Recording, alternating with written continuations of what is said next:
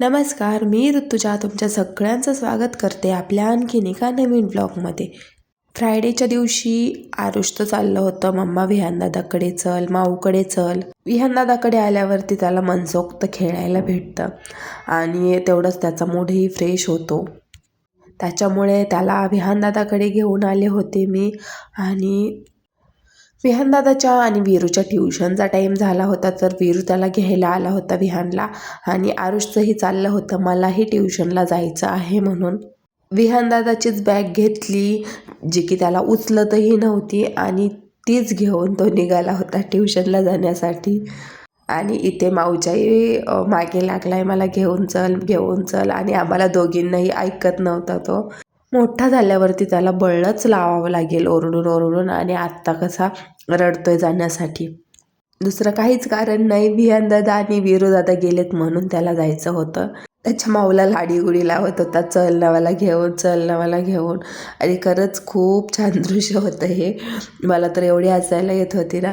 शेवटी त्याला बॅग घेऊनच खाली आणलं, कारण तो राहतच नाही होता, खूप किरकिर करत होता. त्याच्यामुळे मग त्याला बॅग घेऊन खाली आणलं आणि खालीच असं त्यांचं चाललं होतं फिरायचं. बॅग घेऊनच सगळ्या रोडने फिरत होता आरुष. त्याच्यानंतर थोडंसं इथे दुसरा एक दादा होता, अद्वैत दादा, त्याच्यासोबत बॅडमिंटन खेळत होता. येत तर काय नव्हतं, पण तेवढीच शायनिंग मारत होता. आज मसाल्याचा डबा मी घासला होता, तर त्याच्यातच हे मसाले भरून ठेवले. आणि नंतर जेवणासाठी सिंपल असा बेत होता.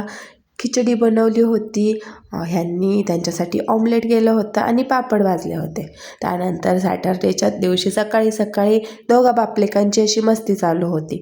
आणि सुट्टीचे दिवस म्हटल्यावरती सगळं निवांतच चालू असतं, त्याच्यामुळे मीही बसले होते. आरुषच्या पप्पांना बिर्याणी खायची इच्छा झाली होती, तर आज तोच बेत होता आणि निवांतच गेलं होतं. जवळजवळ 2:30-3 वाजल्या होत्या आम्हाला जेवायला बसायला. दाजी, रुपाली आणि विहान यांनाही बोलवलं होतं.